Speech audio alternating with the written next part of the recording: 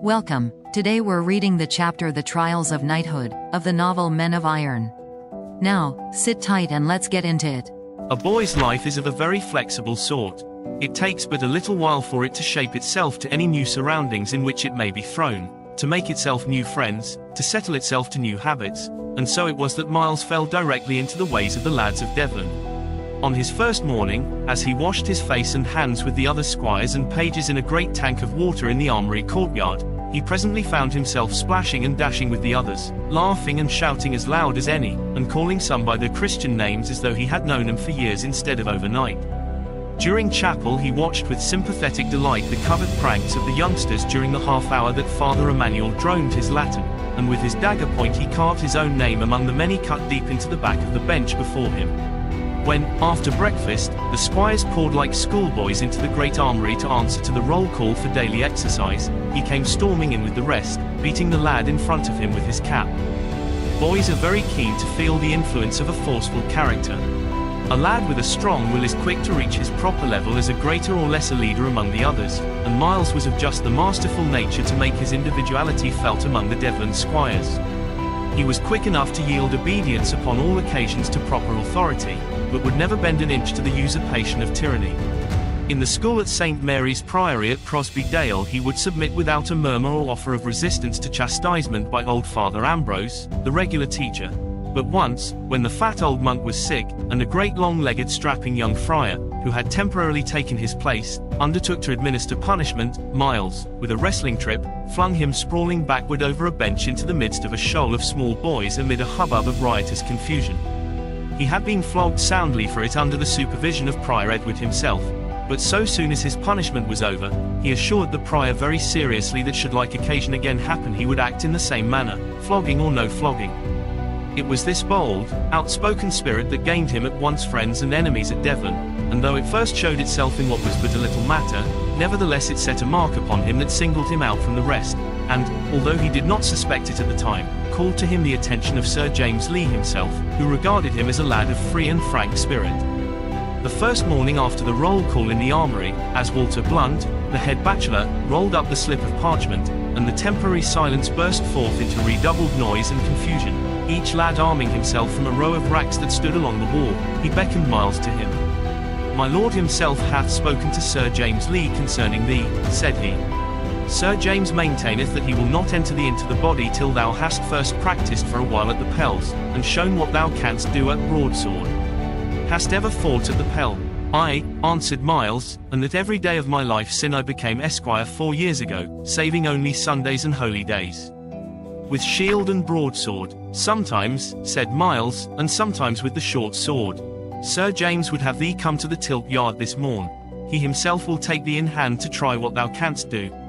Thou mayst take the arms upon yonder rack, and use them until otherwise bidden.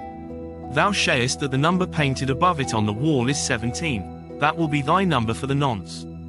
So Miles armed himself from his rack as the others were doing from theirs. The armor was rude and heavy, used to accustom the body to the weight of the iron plates rather than for any defense.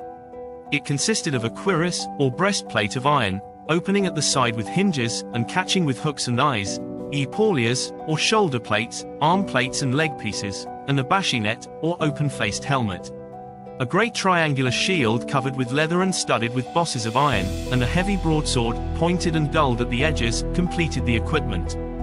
The practice of the pells which Miles was bidden to attend comprised the chief exercise of the day with the esquires of young cadet soldiers of that time, and in it they learned not only all the strokes, cuts, and thrusts of swordplay then in vogue, but also toughness, endurance, and elastic quickness. The pells themselves consisted of upright posts of ash or oak, about 5 feet 6 inches in height, and in girth somewhat thicker than a man's thigh. They were firmly planted in the ground, and upon them the strokes of the broadsword were directed. At Devon the pells stood just back of the open and covered tilting courts and the archery ranges, and thither those lads not upon household duty were marched every morning excepting Fridays and Sundays, and were there exercised under the direction of Sir James Lee and 2 assistants. The whole company was divided into 2, sometimes into 3 parties, each of which took its turn at the exercise, delivering at the word of command the various strokes, feints, attacks, and retreats as the instructors ordered. After 5 minutes of this mock battle, the perspiration began to pour down the faces, and the breath to come thick and short, but it was not until the lads could absolutely endure no more that the order was given to rest, and they were allowed to fling themselves panting upon the ground, while another company took its place at the triple row of posts. As Miles struck and hacked at the pell assigned to him, Sir James Lee stood beside him watching him in grim silence. The lad did his best to show the knight all that he knew of uppercut, undercut, thrust, and backhand stroke, but it did not seem to him that Sir James was very well satisfied with his skill. "Thou fightest like a clodpole," said the old man. "Ha, that stroke was but ill recovered. Strike me it again, and get thou in guard more quickly." Miles repeated the stroke. "Pest!"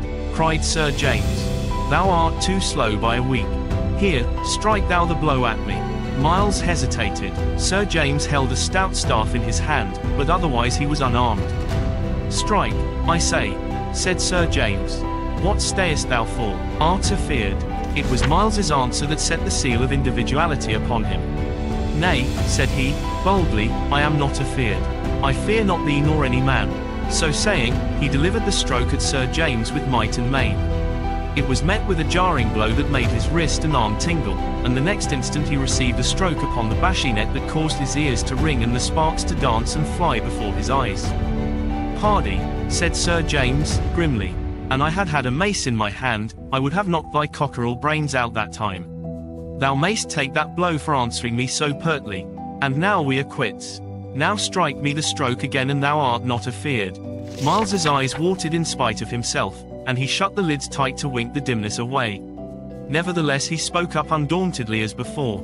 "Aye, marry, will I strike it again," said he, and this time he was able to recover guard quickly enough to turn Sir James's blow with his shield, instead of receiving it upon his head. "So," said Sir James, "now mind thee of this, that when thou strikest at lower cut at the legs, recover thyself more quickly. Now, then, strike me it at the pell." Gascoigne and other of the lads who were just then lying stretched out upon the grass beneath a tree at the edge of the open court where stood the pells, were interested spectators of the whole scene. Not one of them in their memory had heard Sir James so answered face to face as Miles had answered him, and, after all, perhaps the lad himself would not have done so had he been longer a resident in the squire's quarters at Devon. "By Our Lady, thou art a cool blade, Miles," said Gascoigne, as they marched back to the armory again. "Never heard I one bespeak Sir James as thou hast done this day. And, after all," said another of the young squires, "old Bruin was not so ill pleased, methinks.